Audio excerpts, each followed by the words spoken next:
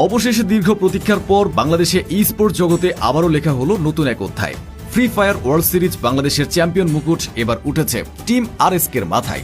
হাজারো প্রতিযোগিতা, অসংখ্য ঘাম ঝরানো প্র্যাকটিস আর রাত জাগা লড়াইয়ের পর অবশেষে তারা পেরেছে সেই স্বপ্ন পূরণ করতে, যেখানে বাংলাদেশের পতাকা উঠবে আন্তর্জাতিক মঞ্চে ইন্দোনেশিয়ার জাকার্তায়।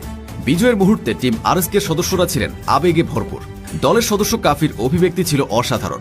বিজয় নিয়ে তিনি তার অনুভূতি প্রকাশ করে বলেছেন, খুবই ভালো লাগছে, অতিরিক্ত ভালো।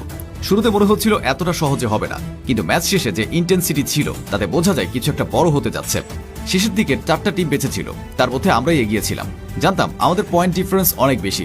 শেষ পর্যন্ত মাঠ ছাড়ার সময় বুঝেছি আমরাই চ্যাম্পিয়ন। তাসিরের চোখে এই জয়ের আনন্দ কিছুটা অন্যরকম। তিনি বলেছেন, দেশে পারফর্ম করেছি, এখন লক্ষ্য বিদেশে। আমাদের মধ্যে যে ট্যালেন্ট আছে সেটা যেন বাইরের টিমগুলো বুঝতে পারে, সেটাই এখন চাওয়া। আমি শুধু আমার কাজটাই করেছি, আমার টিমমেটরাও তাই করেছে। কেউ আলাদা হিরো না, সবাই নিজের রোল ঠিকমতো পালন করেছে।